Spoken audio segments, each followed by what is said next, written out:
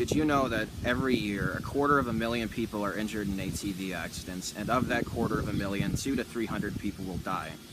It's because of this statistic and my love of ATVs that I've decided to make this video today. I'm going to tell you about what an ATV is, what they're used for, how to operate one safely, and the consequences of improper operation.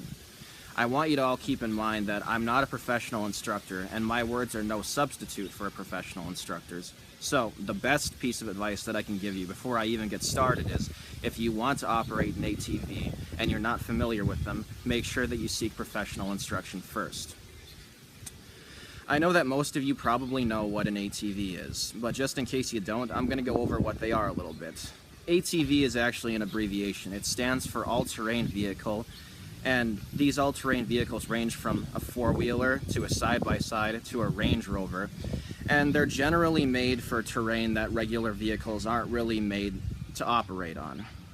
ATVs are often used for recreational purposes. That's what I tend to use them for. I like to trail ride in the forest around my grandmother's lake cabin, but a lot of the time ATVs are actually used for work-related purposes. For instance, farmers use them all the time to haul bales of hay. They use it to haul firewood.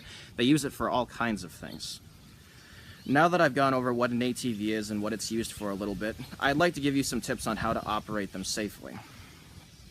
The first and biggest tip that I can give you is that you should seek professional instruction first, as I said earlier. The second one, and this is probably the second biggest one, is that you should never operate an ATV on terrain that is beyond your skill level. If you do that, your odds of overturning the ATV and it landing on top of you is considerably higher.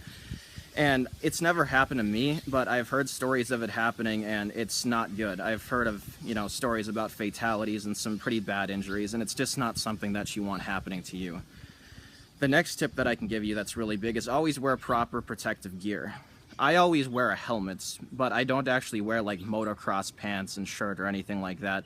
I actually just wear some really thick jeans and usually a sweater, and that's good enough. But the helmet is not optional. You need to make sure that you have that. Another big tip that I can give you is that you should always ride with either family or friends. That's what I always do. And the reason for this is, what if your ATV breaks down in the middle of the woods and you're miles away from civilization? Or what if there's an accident? You want to make sure there's people nearby that can help you. Another big tip that I can give you that's really important is that you should always make sure that your ATV is in proper working order. Check the oil, check the coolant, check the tire pressure. There should be stickers on your ATV that tell you what kind of oil you're supposed to use, what the tire pressure and all the tires is supposed to be, because the tire pressure in the front is actually different than the tire pressure in the back tires.